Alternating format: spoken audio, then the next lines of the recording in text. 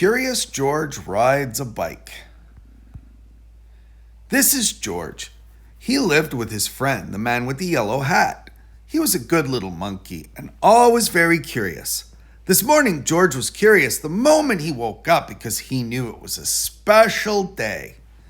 At breakfast, George's friend said, "Today we're going to celebrate because just 3 years ago this day, I brought you home with me from the jungle. So tonight, I'm going to take you to the animal show. But first, I have a surprise for you." He took George out to the yard where a big box was standing. George was very curious. Out of the box came a bicycle. George was delighted. That's what he had always wanted. He knew how to ride a bicycle, but he had never had one of his own. "I must go now," said the man, "but I'll be back in time for the show. Be careful with your new bike and keep close to the house while I am gone." George could ride very well. He could even do all sorts of tricks. Monkeys are good at that. For instance, he could ride this way with both hands off the handlebar. And he could ride this way like a cowboy on a wild bronco. And he could also ride backwards. But after a while, George got tired of doing tricks and went out into the street. The newsboy was just passing by with his bag full of papers. "It's a fine bike you have there," he said to George. "How would you like to help me deliver my newspapers?" He handed George the bag and told him to do one side of the street first and then turn back and do the other side. George was very proud as he rode off with his bag.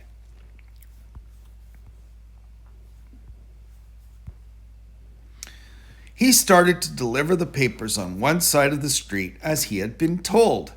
When he came to the last house, he saw a little river in the distance. George was curious. He wanted to know what the river was like. So instead of turning back to deliver the rest of the papers, he just went on.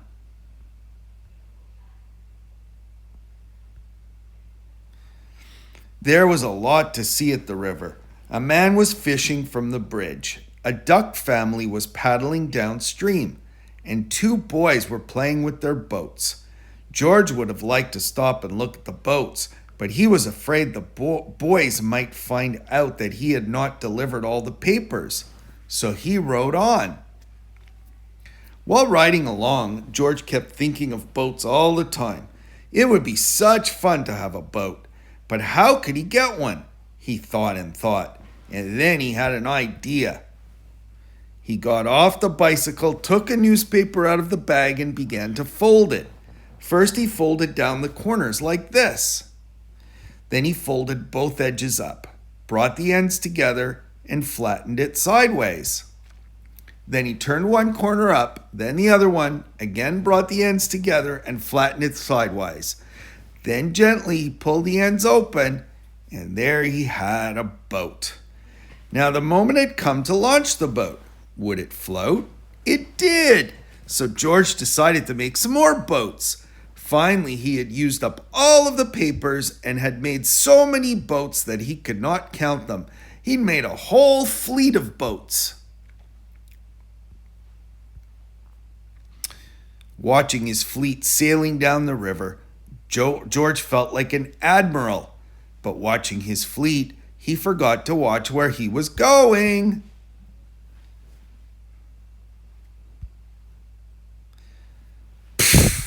Suddenly, there was a terrible jolt.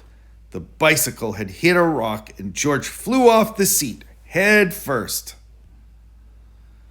Luckily, George was not hurt, but the front wheel of the bicycle was all out of shape and the tire was blown out. George tried to ride the bicycle, but of course it wouldn't go, so he started carrying it, but it soon got too heavy. George did not know what to do. His new bike was spoiled. The newspapers were gone.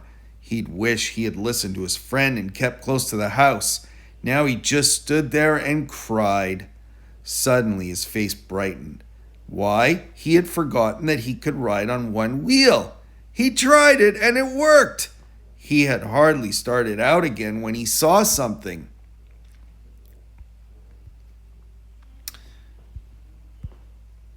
He saw something he'd never seen before. Rolling toward him came an enormous tractor with huge trailers behind it. Looking out of the trailers were all sorts of animals. To George, it looked like a zoo on wheels. The tractor stopped, and two men jumped out. "Well, well," said one of the men, "a little monkey who can ride a bike bronco fashion. We can use him in our animal show tonight. I am the director of the show, and this is Bob. He can straighten your wheel and fix that flat in no time, and then we'll take you along to the place where the show is going to be." So the three of them got into the cab and drove off. "Maybe you could play a fanfare while you ride your bike in the show," the director said. "I have a bugle for you right here, and later on you'll get a green coat and a cap, just like Bob's."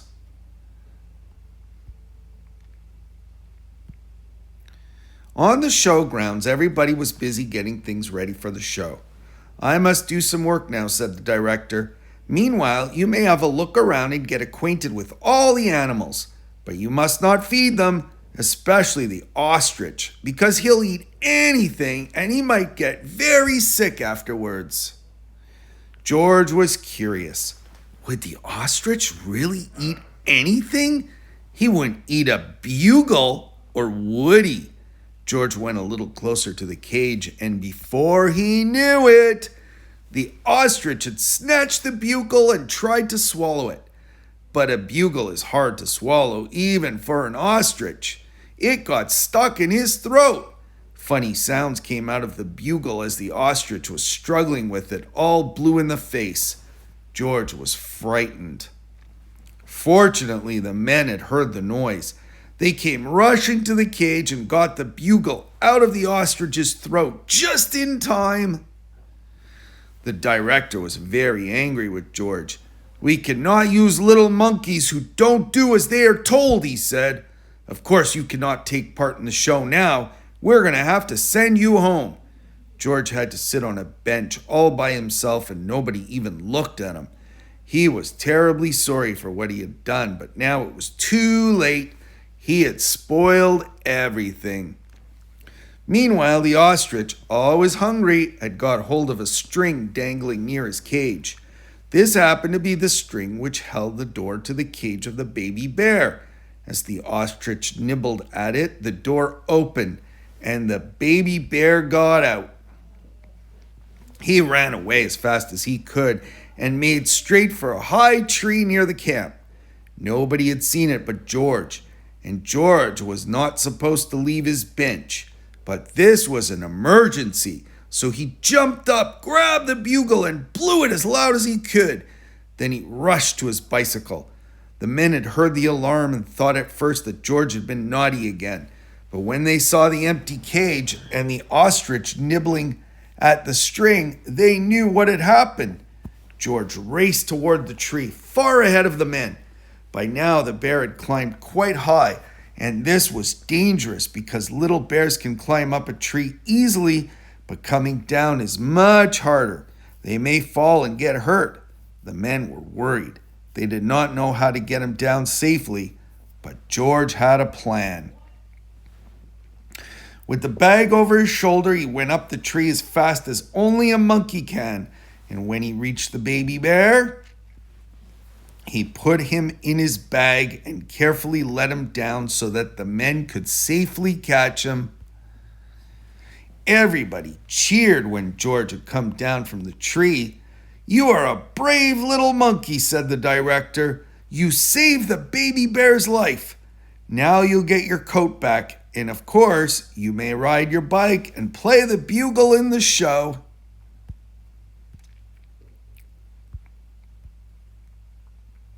Finally, the show was on. The whole town had come to see it, and how surprised they were to discover George on his bike right in the middle of it. The newsboy was there too, and also the man with the yellow hat, who had been looking for George everywhere and was happy to have found him at last. The newsboy was glad to have his bag again, and the people from the other side of the street whose papers George had made into boats were not angry with him any more.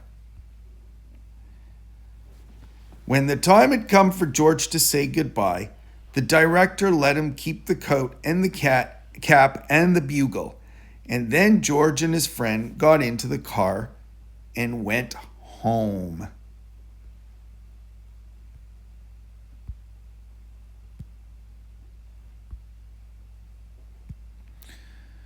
Good night. The end.